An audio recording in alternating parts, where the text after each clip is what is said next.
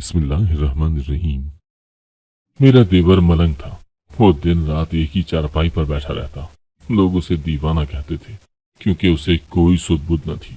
मगर जब भी किसी की गांव में शादी होती तो दुल्हन के अच्छे नसीबों की खातिर मेरे देवर को उठाकर गांव वाले उस चारपाई पर दुल्हन को बिठा देते थे। यूं मेरा मलंग देवर उस दुल्हन के आगे जश्न मनाता और तमाम रात नाचता, और सुबह दुल्हन की चारपाई पर इतने पैसे पड़े होते कि उनसे ही उसकी रुखसती हो जाती और जहेज भी बन जाता। मैं गरीब थी, मुझे भी पैसों की जरूरत थी। यूं एक दिन पैसों की खातिर मैं झूठ मूठ की दुल्हन बनकर उस चारपाई पर बैठ गई। मगर जब देवर ने नाचना शुरू किया तो पांव तले से जमीन निकल गई, क्योंकि मेरा देवर दीवाना था। वो हर वक्त अपनी चारपाई पर नजरें झुकाए बैठा रहता था। घर वालों से ज्यादा बोलता भी नहीं था। बस न जाने चारपाई पर लेटा क्या क्या सोचता रहता था। मेरी शादी को अभी चंद माह ही हुए थे। मैं अपने देवर की जानिब देखती तो दहल सी जाती थी। वो एक खूबसूरत जवान था, मगर उसकी जवानी चारपाई की ही नजर हो रही थी। देवर के सारे काम यूं तो मेरी सास ही किया करती थी, लेकिन अगर कभी कभार वो घर से बाहर जाती तो मेरी ड्यूटी लगाकर जाती कि मैं काशी से खाने का पूछ लूं, उसे खाना खिला दूं। मैं जब उसके लिए खाना लेकर जाती तो वो मुझे देखकर मुस्कुरा देता और कहता, भाभी तुम बहुत अच्छी हो, अगर तुम्हें कभी भी किसी चीज की जरूरत पड़े तो मुझसे कह देना। मैं सर हिला देती तो फिर मुस्कुरा कर कहता, इब्राहिम भाई तुम्हें तंग तो नहीं करते ना? अगर उन्होंने कुछ भी कहा तो सीधा मेरे पास शिकायत लेकर आना। जब मैं काशिफ के मुंह से ऐसी बातें सुनती तो मेरा दिल उसके लिए मजीद मोम हो जाता था। काशिफ ने कभी भी घर वालों के सामने मुझे मुखातिब नहीं किया था। मेरी और इब्राहिम की अच्छी निभ रही थी, कभी लड़ाई झगड़े तक नौबत ही नहीं आई थी। लेकिन आज सुबह से ही उनका मूड ऑफ लग रहा था। वो बात बेबात पर मुझे डांटते जा रहे थे। उनका ये रवैया देखकर मैं भी घबरा गई थी, क्योंकि मुझे सख्त जुमलों को सहने की आदत नहीं थी। इब्राहिम बोले, जल्दी से मेरी सफेद शर्ट इस्त्री करके ला दो। मैं जल्दी में शर्ट इस्त्री करने लगी तो वो जल गई। इस बात पर तो इब्राहिम ने सारा घर सर पर उठा लिया था। वो बुलंद आवाज में मुझे बुरा भला कह रहे थे, जबकि मैं नजरें झुकाकर रोती चली जा रही थी। तभी हमारे कमरे के दरवाजे पर दस्तक देकर मेरा देवर कमरे में दाखिल हो गया था। वो इब्राहिम के सामने जाकर बोला, औरत से बात करने की तमीज नहीं है क्या? भाई मैं आपको साफ साफ अल्फाज में बता रहा हूँ कि इस घर में ये सब नहीं चलेगा। आपको हर हाल में अपनी बीवी को इज्जत देना ही होगी। न जाने आज इब्राहिम को हुआ क्या था। वो कहने लगे, काशी यहाँ से चले जाओ, मेरा मुंह मत खुलवाओ। मैं कारोबारी आदमी हूँ, कभी कभार गुस्सा आ ही जाता है। तुम्हारी तरह तो नहीं होना कि सारा सारा दिन चारपाई पर पड़ा रहूं। मुझे ये बताओ, आज तक तुमने 1 रुपया भी कमाया है? तुम मेरी ही कमाई खाकर मुझे ही नजरें दिखा रहे हो। इतना कहकर इब्राहिम घर से बाहर चले गए थे, जबकि मैं हक्का बक्का खड़ी की खड़ी रह गई थी। मैं काशिफ की जानिब बढ़ी और बोली, काशिफ मुझे माफ कर दें, मेरी वजह से आपको ये सब सुनना पड़ा। काशिफ बोला, नहीं नहीं भाभी, कोई बात नहीं, आज जो हुआ सो हुआ, लेकिन आज के बाद भाई आपके सामने ऊंची आवाज में बात करने से भी डरेंगे। मैं मुस्कुराती थी। तभी मेरी सास भी मेरे कमरे में चली आई थी। उन्होंने काशिफ की जानिब घूर कर देखा था। वो कहने लगी, चलो यहाँ से अपने कमरे में जाकर आराम करो। काशिफ जब बाहर निकल गया तो मेरी सास मुझे घूर कर कहने लगी, बहू काशिफ से दूर रहो, इसी में तुम्हारी भलाई है। इतना कहकर मेरी सास भी बाहर निकल गई थी। मैं सोच में पड़ गई कि मेरी सास ने ऐसा क्यों कहा है। फिर मैंने सोचा कि बड़ों की हर बात में कोई न कोई मसलहत जरूर होती है। इसीलिए उस दिन के बाद से मैं अपने दीवर से दूर दूर रहने लगी थी। शाम हुई तो मैं सहन में बैठी हांडी बना रही थी। मेरी सास अपने दीवाने बेटे के साथ चारपाई पर बैठी हुई थी। कहने लगी, काशी आज रफीक मोची की बेटी की शादी है, वो तुम्हारी चारपाई लेने आएंगे। उसने सर हिला दिया था, जबकि मैं इसी सोच में बैठी थी कि काशिफ की चारपाई क्यों लेकर जाएंगे वो लोग। तभी मेरी सास लहसुन छील कर मेरे पास ले आई थी। मैं बोली, आंटी रफीक मोची काशिफ की चारपाई क्यों लेकर जाएगा? मेरी सास मुस्कुराती और मेरे पास ही बैठ गई थी। वो कहने लगी, मेरा काशिफ बेटा मलंग है, अल्लाह वाला है, अल्लाह इसके जरिए लोगों को नवाजता है। मैं मजीद हैरान हो गई थी। मेरी सास बोली, दरअसल जब भी हमारे गांव में किसी गरीब की बेटी की शादी होती है तो वो काशी की चारपाई को अपने साथ ले जाते हैं और फिर उसे खुले मैदान में रखकर दुल्हन को बिठा देते हैं। मेरा काशिफ दुल्हन की शादी का जश्न मनाता है और तमाम रात नाचता है। सुबह दुल्हन की चारपाई पर ढेरों पैसे पड़े होते हैं। न जाने काशी ऐसा क्या करता है कि इतने पैसे एक रात में ही इकट्ठे हो जाते हैं, फिर उन्हीं पैसों से दुल्हन की रुखसती हो जाती है और जहेज भी बन जाता है। मैं ये बात सुनकर बहुत हैरान हुई थी। मैं बोली, आंटी, काशिफ को कहे ना कि वो हमारे लिए भी कुछ करे, हमें भी तो पैसों की जरूरत है। मेरी सास मुस्कुराती और बोली, ये अमल सिर्फ दुल्हनों पर ही होता है। मैं मुंह बसोर कर बैठ चुकी थी। दरअसल मेरा ताल्लुक मुतवस्सत तबके से है। मेरे अब्बू कपड़े की दुकान में बतौर सेल्समैन काम किया करते थे। उनकी तनख्वाह भी वाजबी सी थी। कमाने वाला एक, खाने वाले 6 थे। फिर ऊपर तले लड़कियों की पैदाइश ने उनकी कमर तोड़ दी थी। अम्मी कभी कभार गिला कर जाती थी कि हाय अल्लाह, तूने मुझे 4 बेटियां क्यों दे दी, एक बेटा दे दिया होता तो कितना अच्छा होता ना। अब्बू फौरन अम्मी को झड़क दिया करते थे। वो कहते थे कि अपनी जबान से इस किस्म के नाशुक्री के अल्फाज मत निकाला करो। खुद सोचो, अगर अल्लाह तुम्हें बेटियां भी ना देता तो तुम क्या कर लेती। ये बात सुनकर अम्मी चुप कर जाया करती थी। मगर जब हम बहनें अपनी ख्वाहिशात के खातिर अम्मी को तंग करती तो वो फिर से अल्लाह से गिले शिकवे करने लगती थी।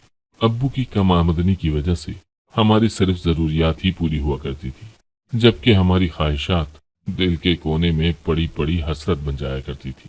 मैं जब भी अम्मी से किसी चीज की ख्वाहिश करती तो वो मुझसे कहती, बेटी, जब तुम ब्याह कर अपने शौहर के घर जाओगी ना तो वो तुम्हारी सारी ख्वाहिशात पूरी किया करेगा।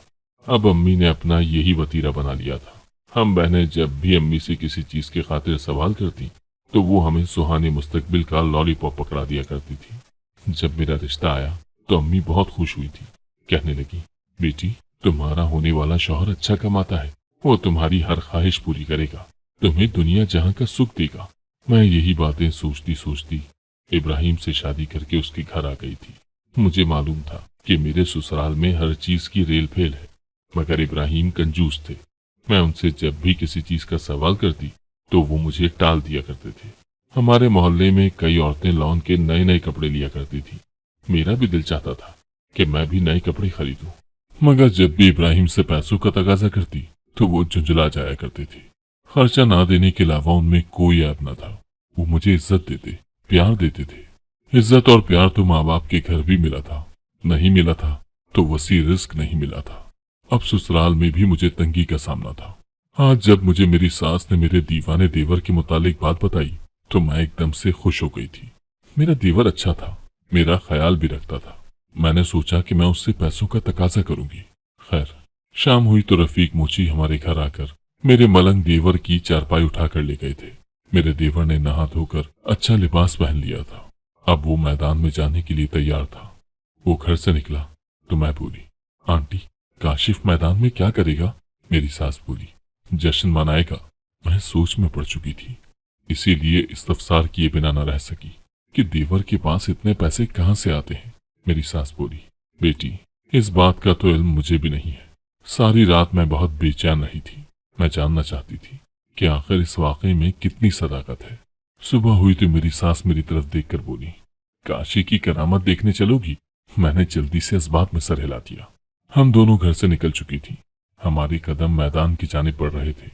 जब हम वहां पहुंचे तो पहले से ही मजमा लग चुका था। दुल्हन घूंघट करके बैठी थी, जबकि उसकी चारपाई नोटों से भरी पड़ी थी। रफीक मोची ने वो सारे पैसे उठा लिए और अपनी बेटी को घर भेज दिया। अब वो अपनी बेटी के जहेज का सामान उठाने जा रहा था। उसने फर्नीचर वगैरह पसंद करके लोड करवा लिया था, बस पेमेंट करके उठाना ही था। मैं और मेरी सास घर वापस आ चुकी थी।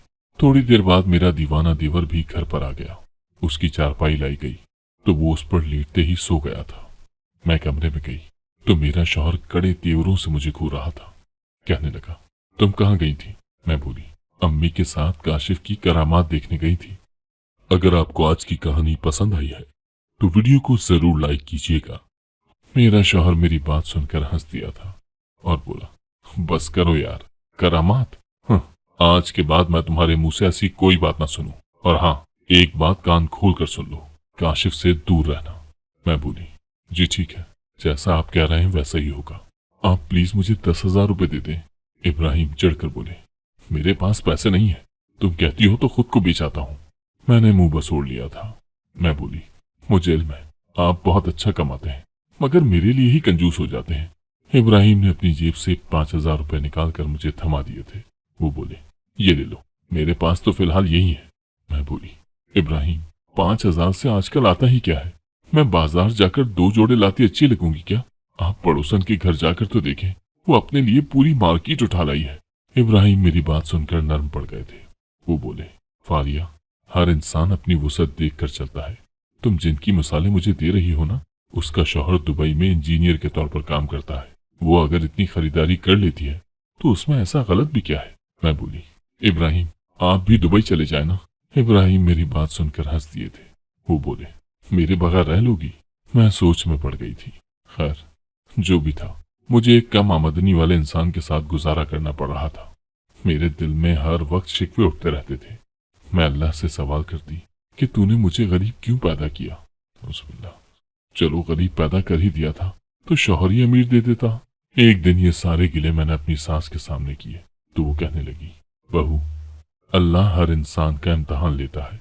किसी को कैसे आजमाता है तो किसी को कैसे। किसी को बीमारी में मुब्तला कर देता है, किसी के यहाँ औलाद की तंगी होती है तो किसी के यहाँ रिज़्क़ की तंगी। मैं बोली, क्यों आंटी, आखिर क्यों? अल्लाह ऐसा क्यों करता है? मेरी सास मुस्कुराकर बोली, क्योंकि हम उसके अबद हैं, हम अल्लाह के बंदे हैं। अल्लाह मालिक है, वो हर चीज पर कादिर है। हम उसकी मखलूक हैं, उसकी मर्जी है वो हमें जैसे चाहे वैसे रखे। जब हम किसी दायरे में काम करते हैं तो वहां के मालिक का हर हुक्म मानना हम पर फर्ज होता है, क्योंकि वो हमारा बॉस होता है। जब हम अपने बॉस की बात बिना कोई सवाल पूछे मान लेते हैं तो अल्लाह का हुक्म मानने से क्यों हिचकिचाते हैं? मैं अपनी सास की बातें सुनकर चुप कर गई थी। वो बिल्कुल ठीक कह रही थी। शाम हुई तो फिर से गांव वाले आकर मेरे देवर की चारपाई उठाकर ले गए थे। फिर से बहुत ज्यादा माल इकट्ठा हो गया था। एक दिन मेरी पड़ोसन मुझे अपने साथ बाजार ले गई थी। उसने कुछ शॉपिंग करना थी। वो सुनार की दुकान पर गई तो वहां मुझे एक अंगूठी बहुत पसंद आ गई थी। वो अंगूठी बड़ी प्यारी थी, मगर थी भी तो 40,000 की। मेरा दिल तो चाह रहा था कि मैं ये अंगूठी लेकर यहाँ से भाग जाऊं, मगर मैं ऐसा नहीं कर सकती थी। घर जाकर मैंने अपने शौहर से 40,000 रुपए का तकाजा किया तो वो मुझे अजीब सी नजरों से देखने लगे थे, जैसे कह रहे हो, क्या हुआ फारिया, तुम्हारा दिमाग तो खराब नहीं हो गया? वो कहने लगे, फारिया, मेरे पास इतने पैसे नहीं है, कारोबार में बहुत नुकसान हुआ है, मगर मेरा वादा है कि जैसे ही नुकसान पूरा हो जाएगा मैं तुम्हारे लिए वही सोने की अंगूठी खरीद लूंगा। मैं सोचने लगी कि अम्मी ने मुझे हमेशा शादी के सपने दिखाए और अब मेरा शौहर मुझे उन दिनों के सपने दिखा रहा है जब उसका कारोबार ठीक से चलने लगेगा। मैं जानती थी कि मेरी किस्मत में यही गुर्बत लिखी है। अब मुझे खुद से ही कुछ न कुछ करना था। मैं अब हर वक्त सोच में डूबी रहती कि आखिर किस तरह मैं पैसे कमाऊं। कोई जरिया भी नहीं था। ये उन दिनों की बात है जब मेरी सास की तबीयत बहुत खराब रहने लगी थी। एक औरत ने अपनी बेटी जुलेखा को मेरी सास की खिदमत के लिए हमारे घर छोड़ दिया था। वो लड़की थी तो कम उम्र ही, मगर बेचारी की एक टांग कटी हुई थी। वो लंगड़ा लंगड़ा कर चलती थी। मैंने जुलेखा से पूछा कि उसकी टांग को क्या हुआ, तो वो कहने लगी, एक छोटी सी गिल्टी बनी थी, फिर उस गिल्टी से पीप रसने लगी। जख्म इस हद तक बढ़ गया था कि मेरी जान को खतरा था। अम्मी ने मेरी जान बचाने के खातिर मेरी एक टांग कटवा दी। लेकिन बाजी, अब मैं सोचती हूँ कि अम्मी ने बहुत गलत फैसला लिया था। उन्हें चाहिए था कि वो मुझे मरने देती, मगर मेरी एक टांग न कटवाती। टांग कटवाने से मैं बाहर से तो बच गई हूँ, मगर अंदर ही अंदर से मर गई हूँ। मुझे लोगों के ताने सुनने पड़ते हैं। मेरे खानदान की उन लड़कियों की भी शादियां हो चुकी हैं जिनको मैंने अपनी गोद में खिलाया था, मगर मेरी शादी अभी तक नहीं हो सकी। बाप भी सब्जी की रेडी लगाता है। रिश्ते कराने वाली औरत कहती है कि अगर मेरे वालिदैन मुझे ट्रक भर कर जहेज देंगे तो वो मेरे लिए शहजादी का भी रिश्ता ला सकती है। मगर बात तो यह है ना कि जहेज आएगा कहाँ से? मेरे दिमाग में बड़ी तेजी से जमा तफरीक होने लगी थी।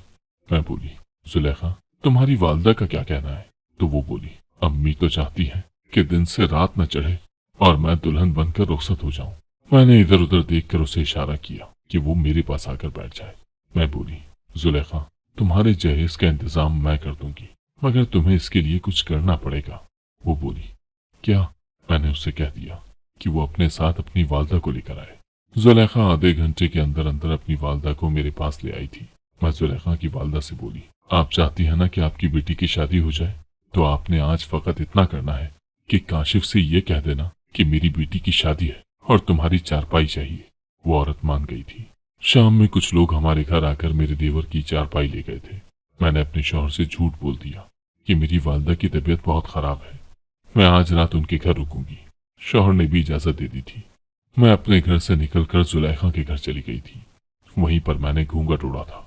जुलेखा हैरान रह गई थी। वो बोली, आप ये क्या करने जा रही हैं? मैं बोली, मैं दुल्हन बनकर देवर की चारपाई पर बैठ जाऊंगी। जो पैसे मुझे मिलेंगे वो हम आधे आधे कर लेंगे। वो भी मान गई थी। मैं सरे शाम ही जाकर चारपाई पर बैठ चुकी थी। मैदान बिल्कुल खाली हो चुका था। मेरा देवर भी मैदान में आ गया था। वो चारपाई पर बैठी दुल्हन को देखने लगा था। मैंने चेहरे पर घूंघट किया हुआ था, इसीलिए वो मुझे पहचान नहीं पाया था। वो मेरी चारपाई के साथ नीचे बैठ गया। अब वो आहिस्ता आहिस्ता कुछ गुनगुनाने लगा था। मेरे कानों में मक्खियों की बिनबिनाहट जैसी आवाजें आने लगी थी। उसकी बिनबिनाहट अब आवाज बन चुकी थी। वो हजरत मोहम्मद सल्लल्लाहु अलैहि वसल्लम की शान में नात पढ़ रहा था। उसका वजद तारी होने लगा था। वो उठकर खड़ा हो गया और दायरे में घूमने लगा। उसकी आवाज जैसे जैसे बढ़ती चली जा रही थी, उसका वजद भी बढ़ने लगा था। वो कभी हजरत मोहम्मद सल्लल्लाहु अलैहि वसल्लम की शान में नात पढ़ता तो कभी उनके अहले बैत की शान में कसीदा पढ़ता था। मेरे देवर की आवाज इतनी खूबसूरत हो सकती है, मैंने कभी सोचा भी नहीं था। उसकी आवाज सुनकर दूर दूर से मर्द हजरात आने लगे थे। अब मुझे घबराहट होने लगी थी। मैं अपने घूंघट की आड़ से सब कुछ देख सकती थी। वो लोग यहाँ के रईस और चौधरी थे। उन्होंने अपनी अपनी जेबों से नोटों की गड्डियां निकाल ली थी और अब वो उन्हें दुल्हन पर फेंकने लगे थे। वो ये पैसे मेरे देवर को दाद के तौर पर दे रहे थे और मेरा देवर अपने होशो हवास से बेगाना होता चला जा रहा था। जबकि वो लोग पैसों की बरसात किए हुए थे। तब मेरे दिल में ख्याल आया कि मैं जरा घूंघट ऊपर उठाकर तो देखूं कि कितने पैसे जमा हो चुके हैं। मैंने जैसे ही घूंघट ऊपर किया तो एक रईस की नजर मुझ पर चढ़ गई थी। वो मुझे बहुत गौर से देख रहा था। मैंने जल्दी से अपना घूंघट ओढ़ लिया था। मेरा दिल अब जोर जोर से धड़कने लगा था। न जाने आगे क्या क्या होने वाला था। तभी वो रईस उठा। उसने मुझे कलाई से पकड़कर उठाने की कोशिश की थी। मैंने उसके मुंह पर थप्पड़ दे मारा था। जैसे ही मैंने उसको थप्पड़ मारा तो वो गुस्से से बिफर गया था। अब वो मुझे अपने साथ ले जाने के लिए घसीटने लगा था। बाकी के रईस और चौधरी मेरा तमाशा देखने लगे थे। मेरा दिल तो चाह रहा था कि मैं काशिफ को आवाज दूं, मगर मैं जानती थी कि अगर मैंने ऐसा किया तो लोग मुझे पत्थर मार मार कर संसार कर देंगे। उस गांव में यही रिवाज था कि अगर कोई औरत भेस बदलकर दुल्हन की जगह बैठ जाती तो उसे संसार कर दिया जाता था। मैं अपनी आवाज का गला घोंटती हुई उस रईस के साथ घसीटती चली जा रही थी। वो मुझे अपनी बड़ी सी गाड़ी में बिठाकर अपनी हवेली में ले गया। जब मैं वहां पहुंची तो ये देखकर हैरान रह गई कि वहां तो पहले से ही मौलवी साहब का इंतजाम किया गया था। रईस बोला, आज तुम्हारा और मेरा निकाह हो जाएगा। तुमने जब घूंघट ऊपर उठाया था तब मुझे तुम बहुत अच्छी लगी थी। तुम जानती हो क्या, मैं और बाकी रईस काशिफ दीवाने की आवाज के शहर में जकड़े हुए उस मैदान में पहुंच जाते हैं। वो इस कदर सुरीली आवाज में पड़ता है कि हमें आसपास की कुछ खबर ही नहीं रहती।